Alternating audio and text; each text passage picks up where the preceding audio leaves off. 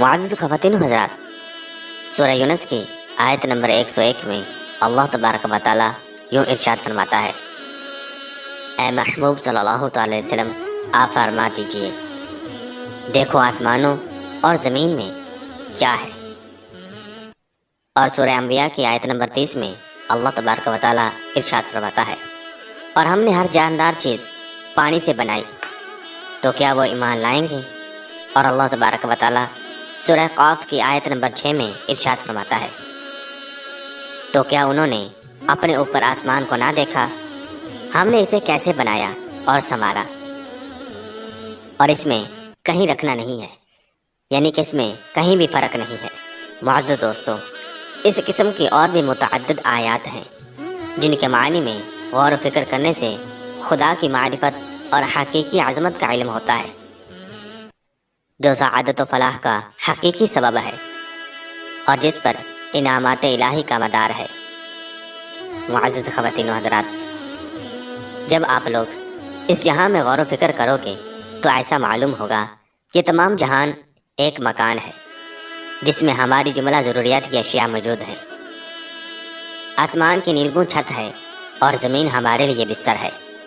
یہ سیارے آسمان میں روشنی کے لیے بجلی کی لائٹوں کے قائم مقام ہیں۔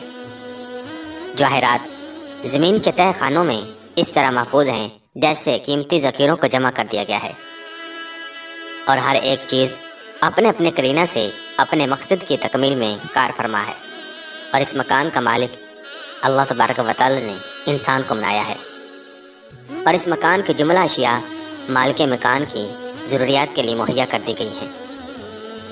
نباتات ہوں یا حیوانات، سب اپنے اپنے کام میں مصروف ہیں۔ خالق حقیقی نے آسمان کا رنگ ایسا بنایا ہے جو نگاہ کے لیے موزوں ہے اور قوت بخشتا ہے۔ اگر اس رنگ کے خلاف اللہ تبارک و تعالی آسمان کو شعاعوں اور انوار کا مجموعہ بناتا تو نگاہوں کو نقصان پہنچتا، کیونکہ سبز اور نیلے رنگ نگاہ کے لیے مناسب اور سازگار ہیں، اسی لیے اللہ تبارک و تعالی نے آسمان کو سبز اور نیلے رنگ کا بنایا ہے۔ اور انسان آسمان کی وسعت و فراخی کو دیکھ کر نفس میں کیف اور سرور حاصل کرتا ہے، خصوصاً اس وقت جب کہ ستارے اپنی پوری توانائی کے ساتھ نکلے ہوئے ہوں اور چاند اپنی روشنی سے تمام جہان کو منور کیے ہوئے ہوں۔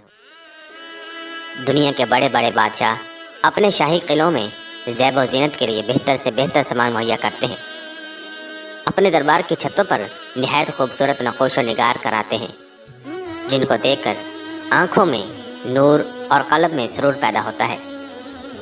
لیکن ان زیبائشوں اور عیش کی طرف بھی اگر متواتر دیکھا جائے تو آخرکار دل اکتا جاتا ہے اور ایک قسم کی کوفت ہونے لگتی ہے، برخلاف آسمان کے قدرتی مناظر و خوبصورتی اور اس کی وسعت اور ستاروں کی چمک دمک کو جتنا بھی دیکھا جائے طبیعت اس سے کبھی نہیں گھبراتی، بلکہ قدرت کی کاریگری اور اس کی صنعت کو دیکھ کر انسان کے دل میں اللہ تبارک و تعالی کی عظمت اور اس کے کمال و قدرت کا سکہ بیٹھ جاتا ہے، اور وہ دل کی گہرائی سے بے ساختہ پڑنے لگتا ہے۔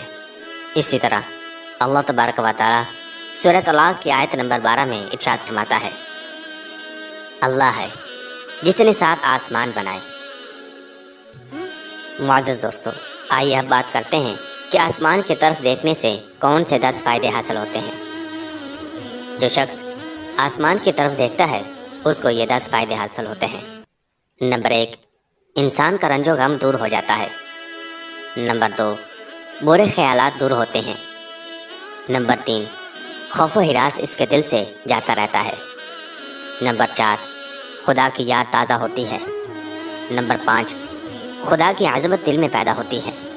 نمبر 6، فاسد تفکرات دور ہوتے ہیں۔ آنکھوں کی بیماری میں مبتلا شخص اگر آسمان کو دیکھے تو اس کو فائدہ ہوگا۔ نمبر 7، آنکھوں کی بیماری میں مبتلا شخص اگر آسمان کو دیکھے تو اس کو فائدہ ہوگا۔ نمبر 8، مشتاق دلوں کو تسلی و سکون ہوتا ہے۔ نمبر 9، عشق الہی کے بیماروں کو شفا ہوتی ہے۔ نمبر 10، دعا کرنے والوں کی دعاؤں کا مرکز و قبیلہ آسمان ہے۔ ربنا ما خلقت ھذا باطل، اے ہمارے رب تو نے یہ بیکار نہیں بنایا۔ معزز خواتین و حضرات، اسی لیے حکماء نے کہا ہے کہ جب تو رنجیدہ ہو تو آسمان کی طرف دیکھ کر خدا کی قدرت اور اس کی صنعت میں اپنا دل بہلا، کیونکہ یہ تیرے رنج و غم کو دور کرنے کے لیے کافی سامان ہے۔ اور ستاروں کو دیکھ اور پھر ان کی برکتوں اور فائدوں پر نظر کر کہ دنیا والے کس طرح ان سے فائدہ اٹھاتے ہیں، اور سمندر کی تاریک اور اندھیری راتوں میں یہ ستارے مسافروں کی کس طرح رہنمائی کرتے ہیں۔ اور بعض حکماء اس کے بھی قائل ہیں کہ ستاروں میں جانے کے لیے راستے بھی بنے ہوئے ہیں۔ اللہ تبارک و تعالیٰ سے دعا ہے کہ اللہ تبارک و تعالیٰ ہمیں اپنی محبت عطا فرمائے اور ہمیں اپنا ذکر کرنے کی توفیق عطا فرمائے، آمین۔